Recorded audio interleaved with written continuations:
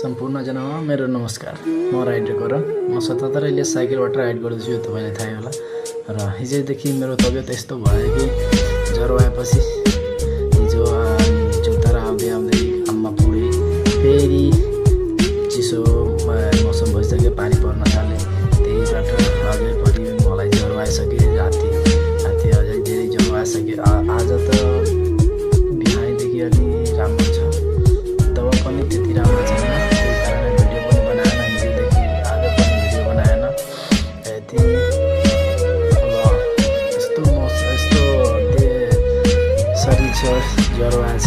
तर पनि म भन्दैछु कि अब मन्दिर दर्शन गर्न जान्छु। तर यहाँको अङ्कल भन्दैछ कि अब यस्तो हालतमा नजा। तर